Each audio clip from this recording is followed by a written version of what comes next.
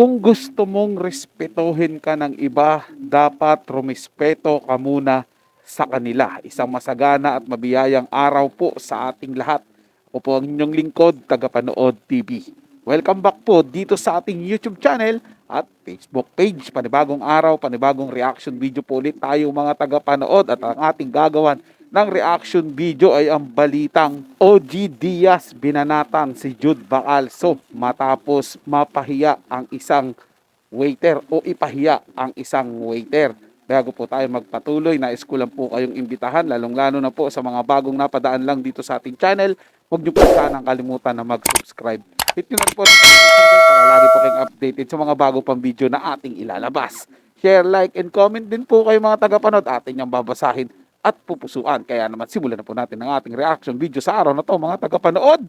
Let's do this! Welcome back sa aking channel, talent manager at showbiz insider na si OG Diaz binanatan ang LGBTQ na si Jude Bacalso dahil sa ginawa nitong pamamahiya at pambabastos sa waiter na pinatayo niya sa harap niya ng 2 oras matapos siyang tawagin na sir. Panuurin at pakinggan ang buong detalye.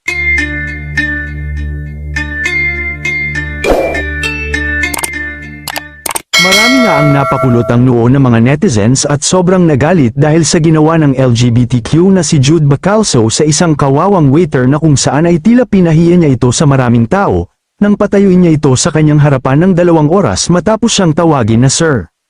Pati ang talent manager at showbiz insider na si OG Diaz ay hindi rin natuwa sa ginawa ng LGBTQ na si Jude. Kaya naman nagbahagi siya ng kanyang opinyon sa social media kaugnay sa kontrobersyang kinasasangkutan ng LGBT writer, na umano'y nagpatayo ng isang waiter ng 2 oras matapos siyang tawaging sir. Ayon naman sa isang netizens na nakasaksi sa mga pangyayari, naganap daw ang insidente nitong July 21, dakong alas 6 na ng hapon. Ayon sa kanyang kwento, kasama ni John ang kanyang mommy nang mapansin niya ang isang waiter na nakatayo sa harap ng isang customer. Inakala niya daw na may-ari ng restaurant si ang LGBTQ na si Jude, kaya naman hindi nila ito pinansin. Pero parang nagduda na daw si John at sinabi sa kanyang mommy na may parang kakaiba. At dahil nga daw na parang namumutla ang waiter, ay nangialam na siya at nagtanong kay Jude Bacalso kung siya ba ang may-ari o customer lang siya. Sarkastiko naman sumagot si Jude at sinabi sa waiter na go ask him what happened. Ayon pa sa netizen na nakasaksi, pagkatapos tinanong ko ang server kung ano ang nangyari at sinabi niya, natawag ko siyang sir. Pagkatapos dinala ko ang server papunta sa kanilang staff room, at dito na siya humagulgol at nagpanic attack. Patuloy pa niya, noong mga oras na yon, may mga customer na kumakain at kitang-kita na ang server ay nakatayo ng 2 oras ngunit walang nagtanong kung bakit at ano ang nangyari.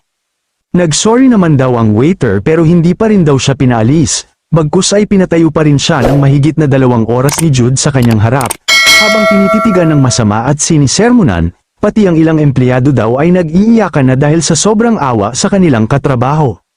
Pero wala naman daw silang magawa dahil baka sila pa ang mapagbuhusan ng galit, kaya naman ay tahimik lang sila habang tinitignan ang kanilang kawawang katrabaho na pinapagalitan dahil lang sa natawag na sir ang LGBTQ na si Jude.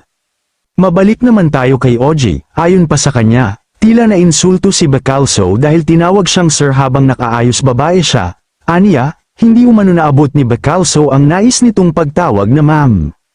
Binigyang diin din ni Diaz na kung babae ang tingin ni Bacalso sa kanyang sarili, dapat ay nagpakita siya ng mga pruweba na magpapatunay na babae siya, katulad ng birth certificate na nagpapakita ng gender bilang female. Dagdag pa ni OG, tila nais ni Bacalso na agad-agad mag-adjust ang mga tao sa kanyang pagbabago ng anyo. Tinukoy niya na masyadong mataas ang inaasahan ni Bacalso na mag-adjust agad ang mga tao, samantalang ito ang nagdesisyong baguhin ang kanyang pagkatao. Sinabi rin ni OG na matapos mag-sorry ang waiter, dapat ay pinatawad na ito ni Bacalso at hindi na pinalaki pa ang issue. Tinapos ni OG ang kanyang mensahe sa pagsasabing dapat maging maingat si Bacalso sa kanyang mga aksyon at bigyan ng pagpapatawad ang nagkamaling waiter. Hinimok niya si Bacalso na huwag masyadong bigyan ng malaking issue ang bagay na kaya naman niyang solusyonan. Grabe naman to mga baklang to. Yan, gusto nyo ng patas na pagtingin, gusto nyo yung patas na pagtrato, pero kayo hindi kayo patas. 'Di ba? Tama naman po si OG Diaz mga tagapanood. Hindi pa naman ganun kasanay yung mga tao na tawagin silang miss, ma'am.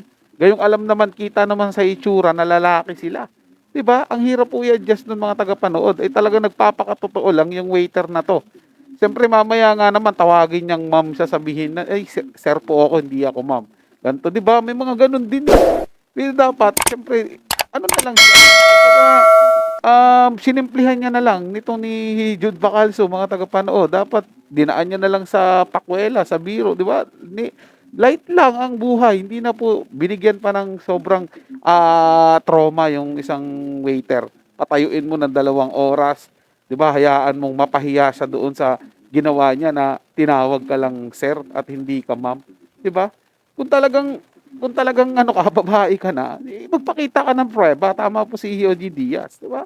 Magpakita 'to si Bacalso ng pruweba na babae siya at hindi siya lalaki para hindi siya matawag na sir. Kahit naman po ako, mga tagapanood, sir, itatawag ko sa kanya, hindi ko siya tatawagin ma'am. 'Di ba? Lalaki po siya, eh. Gusto niya lang maging babae, 'di ba?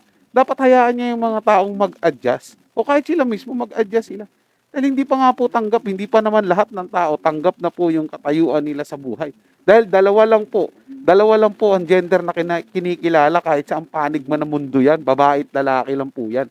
Ba? Special treatment nga po yung ginagawa sa kanila kahit hindi sila babae, ginagawa silang babae, di ba? Pinapakisamahan sila ng babae. Pero sobra naman po yung ipapahiya mo, patatayuin mo ng 2 oras. Kung totoo man ng balitang ito, mga tagapanood, na pinatayo niya ng 2 oras yung waiter dahil lang sa maling pagtawag sa kanya dito kay Bacalso, na tinawag lang po na sir at hindi ma'am.